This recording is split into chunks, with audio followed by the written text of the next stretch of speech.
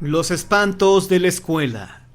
En un edificio que había estado abandonado durante más de 25 años, un día pusieron una escuela secundaria. Poco después de que la escuela fue inaugurada, los salones recién pintados estaban llenos de personitas estudiosas, y el patio se alegraba con risas y juegos a la hora de recreo. Al fondo de uno de los espaciosos pasillos había un gran salón que el director decidió que se usara como bodega, ya que era bastante oscuro, aunque los maestros tenían prohibido a los alumnos que jugaran en ese pasillo. Nunca faltaban niños audaces que lograban colarse al sitio, pues pensaban que lo peor que podría pasarles era llevarse un buen regaño por desobedientes. Un día que había comenzado a llover desde la hora de recreo del turno de la mañana, 4 niños del turno vespertino, durante su descanso, decidieron hacerse los perdidos y no entrar a clase de matemáticas para poder investigar qué misterio escondía esa bodega donde les tenían prohibido entrar. La puerta de la bodega nunca se cerraba con llave, para que los maestros y maestras pudieran sacar de ahí fácilmente los materiales que necesitaban para su trabajo, como mapas, gises, artículos de papelería, pelotas y demás. De tal manera, los niños pudieron entrar y cerraron la puerta tras ellos, para que nadie se diera cuenta que estaban ahí. Comenzaron a curiosearlo todo. Destapaban las botellas que contenían líquidos para el aseo y las olían. Desenrollaban los carteles y mapas. Subían y bajaban por los anaqueles, abrían las cajas de lápices. Así estuvieron un rato, hasta que uno de ellos dijo desilusionado: «Ay, mejor ya vámonos. Aquí no hay nada misterioso. Ahorita va a ser el segundo descanso. Podemos aprovechar para meternos a la clase de español». Los otros niños aceptaron que su compañero tenía razón, y después de acomodar lo que habían desacomodado en los anaqueles, se dirigieron a la salida de la bodega. Pero entonces, surgida de la nada, se les presentó a medio camino una niña con un vestido azul claro. Primero creyeron que era alguna compañerita que también había sentido curiosidad por ir a ver qué había en la bodega, pero cuando vieron para abajo, se dieron cuenta de que la niña se iba haciendo transparente hacia las piernas, que casi no se distinguían y que en lugar de caminar, flotaba. La niña se les quedó viendo con unos ojos muy tristes y luego desapareció. En cuanto pudieron reaccionar, los 4 amigos pusieron pies en polvorosa y muy pálidos y agitados alcanzaron a entrar a su salón para tomar la clase de español. La maestra los vio tan raros que les comentó al director lo que había ocurrido.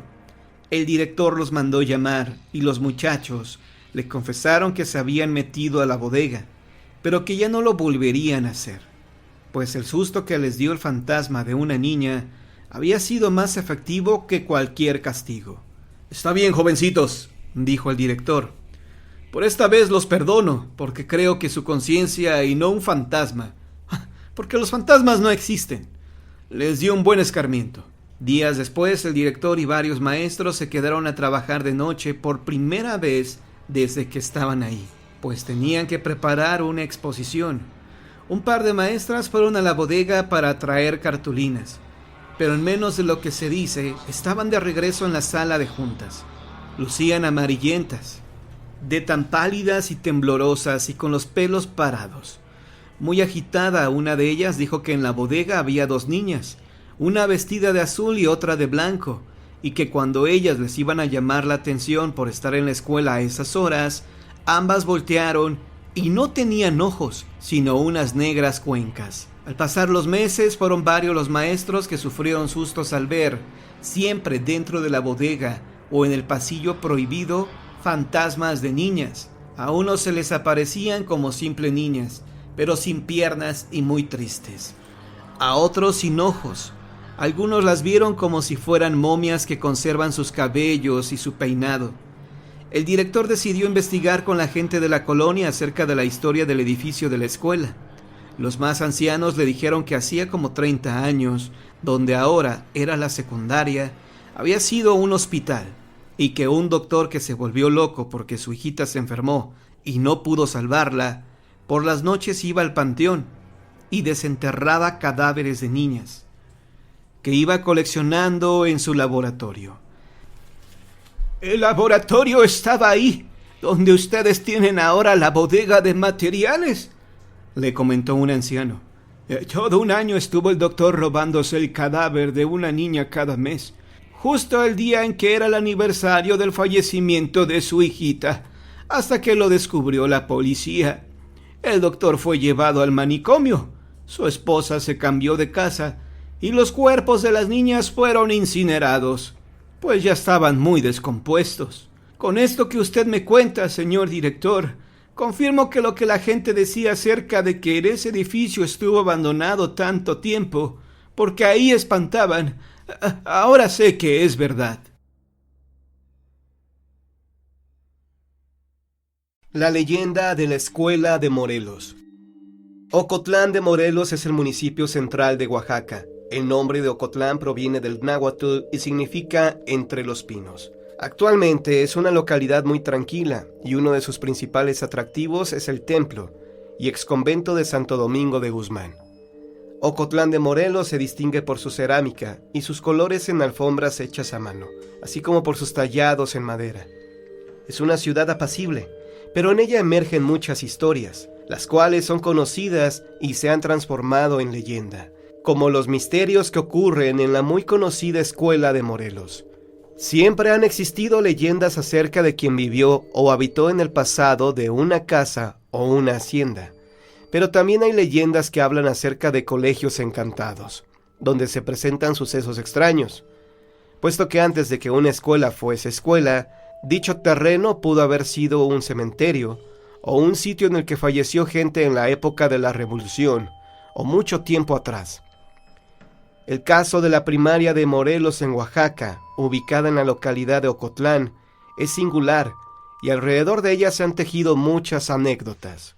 La historia cuenta que antes de haber sido un colegio, la primaria fue cementerio plagado de cruces blancas, así como de estatuas en forma de ángeles y de santos impasibles. Cuentan además que el velador de dicho cementerio cuidaba con ahínco el lugar, y que su sueño era que los difuntos contaran con una vista hermosa, y que se sintieran confortados en el sitio en el cual permanecerían por el resto de los años. Muchos aseguran que el velador plantó rosales, jazmines y árboles de frutas deliciosas, para hacer más bonito el lugar. Otros más afirman que este hombre platicaba en voz alta con los difuntos, hablándoles acerca de su vida y hasta de sus problemas familiares. La vida aquí es muy tranquila, sin el ruido de los problemas cotidianos, aseguran que le dijo a uno de los fallecidos en una lápida una noche. Además afirmar que ese cementerio, al que cuidaba tanto, jamás debía de ser olvidado ni destruido por nadie. Fue en ese mismo instante en que un dolor profundo en el pecho lo hizo desfallecer. Ahí perdió la vida en pocos segundos, cayendo de bruces, para que luego un aire extraño silbara dentro del sitio, mientras revoloteaban las hojas de otoño alrededor de su cuerpo, cubriéndolo en parte. Pasaron varios días, entonces su familia empezó a preocuparse mucho, y comenzó a buscarlo por todo el pueblo de Ocotlán, hasta encontrarlo sin vida en el panteón en el que trabajaba. Fue ahí mismo donde se le dio sepultura, y al ser un lugar tan bonito, todos pensaron que aquel hombre también se encontraba descansando feliz y en paz. Pasó mucho tiempo, y aquel cementerio tan bien cuidado, adornado de rosales y jazmines y de árboles, comenzó a deteriorarse. La maleza creció, los rosales fallecieron, mientras que los árboles que le daban sombra a las lápidas se secaron. Era un aspecto lúgubre y triste el de aquel camposanto. Ese que tiempo atrás inspirara paz y tranquilidad, lucía abandonado y olvidado, porque nadie le tenía tanto cariño como el velador ya fallecido, quien ahora también descansaba en ese lugar. La comunidad de Ocotlán con el paso de los años fue creciendo, cambiando y modernizándose. Por tanto, tuvo la necesidad de ampliarse con más escuelas. Por ello necesitaron más espacios, y como el cementerio se convirtió en un terreno olvidado, lo utilizaron para la construcción de una nueva escuela. A los trabajadores y a los que dirigían la construcción de la obra les costó mucho trabajo hacer la escuela desde un principio. Cavar la tierra parecía un asunto imposible, puesto que parecía una piedra dura e indestructible. Además que durante toda su construcción, el tiempo no fue muy benévolo, llovía de sobremanera, y un viento frío nunca dejó de silbar durante todo el tiempo. Además ocurrieron accidentes a los albañiles. La losa ya puesta se desplomaba. En algunas ocasiones los muros, sin razón alguna, se llegaron a caer. Cuando por fin se pudo concluir la obra, se tradujo en una escuela hermosa y espaciosa, con una fuente en el centro del patio principal. Además, la escuela tenía un salón para eventos culturales, en donde se utilizaban instrumentos musicales, vestuario, adornos de papel de China y algunas sillas, las cuales se guardaban en un sótano que se encontraba abajo del salón de eventos culturales. Sin embargo, existen anécdotas de los propios estudiantes que hablan precisamente del sótano de la escuela. Algunos aseguran que en él se escucha el sonido de los tambores, sin que nadie esté. Otros afirman que se oye un ruido similar al de las sillas que se arrastran de un espacio a otro. Algunos más dicen que las llaves de los baños se abren solas y que pareciera que alguien más, ajeno a los maestros, padres y estudiantes, se encontrara molesto con la escuela. Pero solo el viejo conserje del colegio pudo desentrañar el misterio de los sucesos extraños en la escuela Morelos. El conserje aseguró que precisamente al olvidar las llaves en el sótano, escuchó una voz enojada como fantasmal, la cual aseguraba que no dejaría en paz a ninguna persona que habitara esa escuela, porque no dejaban descansar a los difuntos como realmente se lo merecían, y por eso mismo, durante todo el tiempo, estaría sembrando intrigas y asustando a todo aquel que permaneciera ahí, además de encargarse de que nunca se olvidaran de él. Fue así como se esclareció el misterio sobre la escuela Morelos y todas sus extrañas situaciones, pues en su pasado este colegio había sido un panteón antiguo. Muchos han asegurado que la promesa del velador del panteón sigue cumpliéndose hasta nuestros días, pues incluso se han llegado hasta escuchar susurros en los salones del colegio, en la sala de juntas de maestros. También las palancas del agua se siguen abriendo y en el viejo sótano aún se escucha el arrastrar de las sillas de un lugar a otro. La escuela embrujada. Los alumnos de aquella secundaria del municipio de Atizapán llegaron gustosos a la inauguración del flamante plantel de 2 pisos. La mañana era soleada y las risas de los jovencitos inundaban el ambiente. Era el tiempo en que comenzaba a habitarse esa región del Estado de México, y las calles pavimentadas iban sustituyendo a los viejos caminos de terracería por donde circularan antaño arrieros y mujeres de rebozo. El paisaje había cambiado radicalmente en unos cuantos años, con la construcción de unidades habitacionales por aquí y por allá. Los pobladores originales veían con desconfianza a muchos de los recién llegados, pues temían que malas costumbres y vicios dañaran aquellas siempre tranquilas comunidades rurales.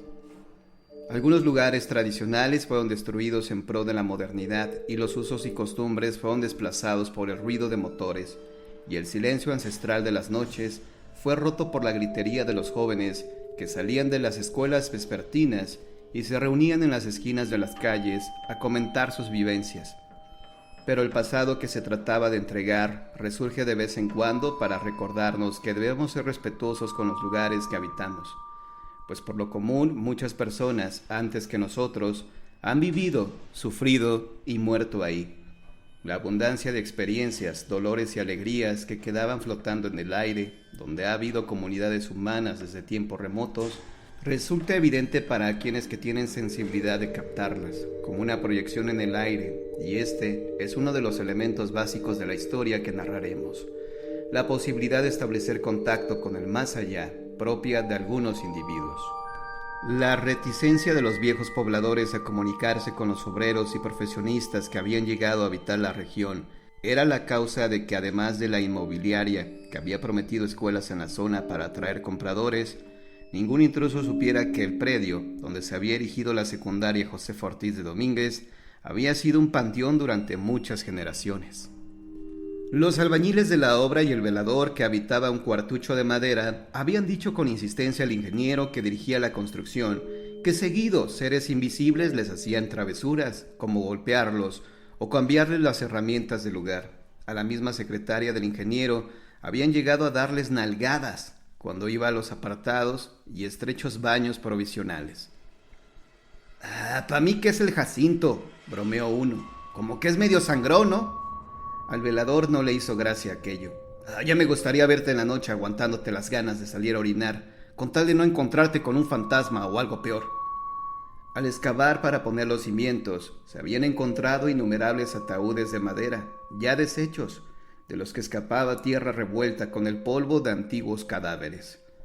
A los albañiles se les había prohibido hacer comentarios sobre aquello a los padres de los futuros estudiantes de la escuela, para no aterrorizar a nadie. Los despojos humanos, en que eran visibles algunas osamentas, fueron retirados con el mayor secreto en carros de volteo. Algunos ancianos de sombrero, mirando el avance de las obras, decían: «Estos muertitos van a reclamar su tierrita, ya verán». Les dijimos a los de la constructora que no se metieran en estos terrenos, que respetaran siquiera a los abuelos, pero no entendieron, dijo otro indignado, y de pronto una sonrisa se dibujó en su rostro. «A ver cómo les va. Ahora esos metiches». Jacinto, un jovencito peón de la obra, alcanzó a oír aquello y supuso que estaban amenazando a los trabajadores, así que fue corriendo con el ingeniero. «No te asustes», le respondió este, «ya casi terminamos la escuela. Además, ya les di órdenes a varios muchachos de que se vengan armados. No creas que no me he dado cuenta del odio de esta gente». Cuando por fin se retiraron los trabajadores, algunos ancianos del lugar sonrieron con malicia. Suponían que algo terrible estaba por suceder y que aquel plantel no tardaría en ser abandonado. El primer suceso fantasmagórico que enfrentaron los nuevos colonos sucedió la víspera de la inauguración de la escuela.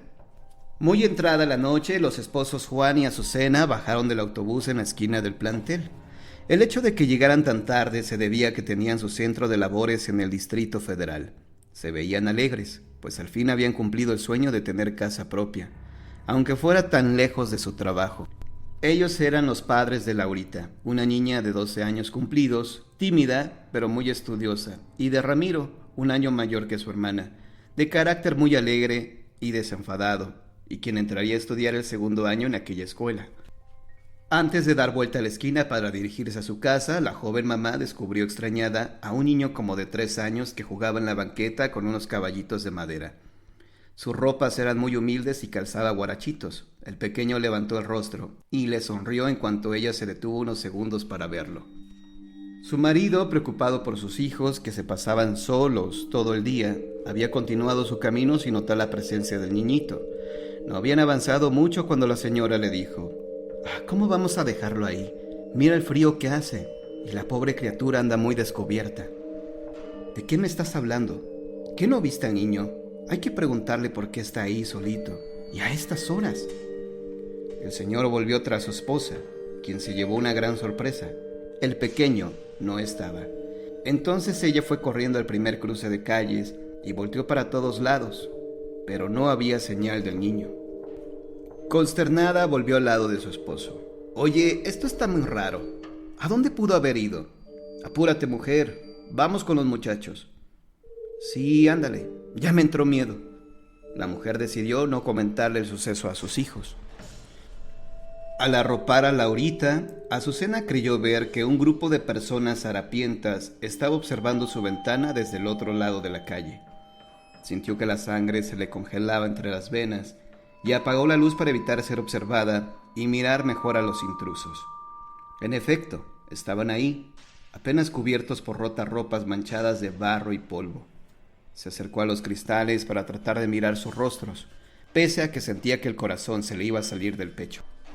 «Mañana mismo voy a ir a la policía para denunciar a esa gente».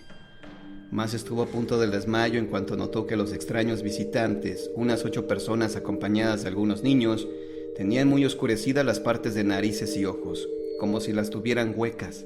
De pronto, sintió una presencia detrás de ella y volteó gritando, presa del pánico. Laurita se despertó asustada y encendió la luz. Frente a ellas estaba Juan, consternado por la reacción de su esposa. Ella se puso a llorar y se abrazó a él. Juan, es horrible. Míranos por la ventana. Él se asomó, pero solo descubrió la calle desierta. ¿Qué se supone que hay allá afuera?, dijo al voltear, muy molesto porque la histeria de su esposa le había quitado el sueño a su hija. Los vi. Lo juro. Eran como cadáveres. Juan, tienes que creerme, por favor. Ramiro apareció en la puerta, con cara angustiada. Mamá, ¿qué te pasa? Vete a tu cuarto. Tu mamá se siente mal, dijo el señor, pero el joven se mantuvo ahí asustado. Mira, Azucena, estás cansada y... Te juro que... Como pudo, Juan logró hacer que sus hijos se calmaran y se llevó a la mujer a su cuarto. Al día siguiente, tras la bulliciosa inauguración oficial de la secundaria, Laurita y su hermano Ramiro fueron a sus respectivos salones. El muchacho pronto hizo nuevos amigos y a la hora del recreo salió en tropel al patio entre la algarabía general. Por el contrario, su hermanita, de carácter más reservado, prefirió quedarse en su banca. Le costaba trabajo relacionarse con la demás gente. Estaba aún muy confundida por el ataque de histeria que había tenido su madre anoche. No tardaron en acercarse a ella un par de muchachas para hacerle compañía. Oye, venimos a que nos conozcas, dijo la más alta de las dos. Yo soy Angélica y ella se llama Margarita. Ajá, pero me dicen Mago. Oye, ¿qué tienes? En la clase te vimos muy seria y se nos hizo muy raro que no hubieras querido salir a jugar al patio. Laurita se secó un par de diminutas lágrimas sobre sus pálidas mejillas. No, no es nada. Es que no pude dormir bien. Ay, sí, dijo Margarita, con la emoción de volver a la escuela. No, atajó Laura, no es eso. Y entonces le refirió la actitud y las palabras de su madre la noche pasada. Angélica esbozó una sonrisilla de incredulidad. Pero la otra se puso igual de pálida que Laura. ¡Ay, no! ¡Yo también! ¿Qué? El semblante burlón de Angélica cambió de inmediato. Ah, no, nada. Vengan, vamos a comprar algo. Ya me dio hambre. En cuanto pudo, Margarita llevó a Laura a una banca apartada y habló en voz baja, mirando para todos lados, pues no quería que nadie más la escuchara. Mira, yo creo que tu mamá dijo la verdad. Yo vi algo parecido. Ay, Mago, no sé si sentirme aliviada o igual de preocupada por lo que me dices. Tenía miedo de que mi mamá se hubiera vuelto loca, pero ahora debo temer a los espectros. Pues tal vez no hay que tenerles miedo. No pueden hacernos nada, ya sabes. Son como proyecciones en el aire. Ay, pero el sustote nada más de verlos, ¿te parece poco? Las dos se echaron a reír. Luego Laura preguntó.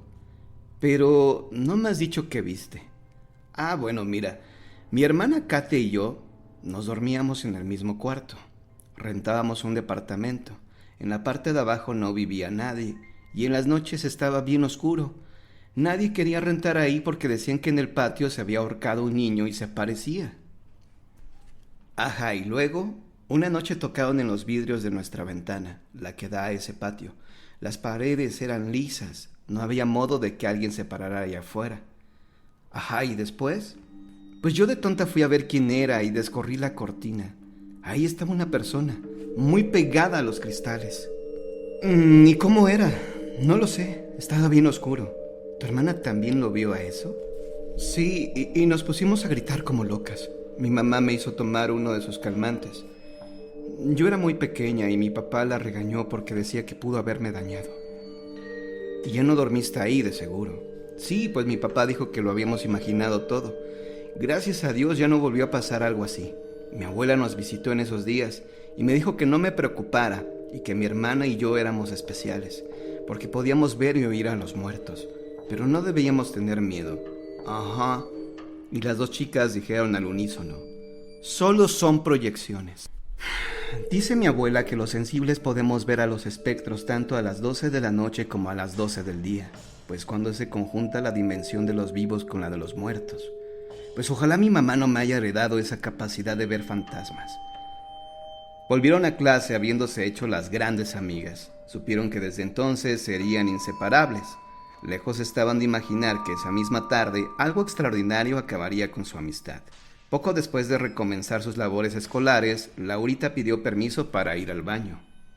Margarita iba a levantar la mano para solicitar acompañarla, pero en su cabeza resonó una voz rasposa, aguda y llena de maldad. No lo hagas. Laura le sonrió antes de salir. Fue la última vez que sonrió en su vida. La muchachita caminó tranquilamente hacia los alejados y fríos baños y entró hasta el fondo de ellos sin ninguna aprensión. El lugar estaba completamente solitario. Se metió en el último sanitario. Cerró la puerta mientras canturreaba una canción de moda, pero de inmediato se cayó y sintió un escalofrío, pues vio por debajo un par de pies cubiertos de barro metidos en unos guaraches corroídos por el tiempo.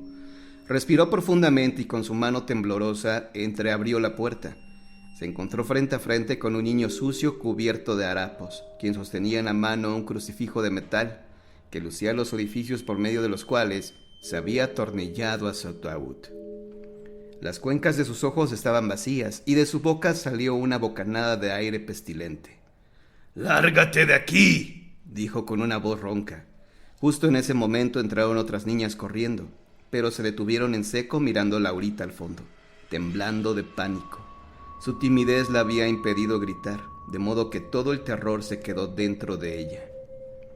Laura cayó desmayada sobre las baldosas húmedas del piso. Margarita fue la última persona que escuchó frases más o menos coherentes de Laura. La jovencita perdió la razón y actualmente recibe atención en una institución psiquiátrica. Las autoridades se han negado a clausurar la escuela y ninguna otra persona ha mencionado haber visto espectros deambulando por el lugar.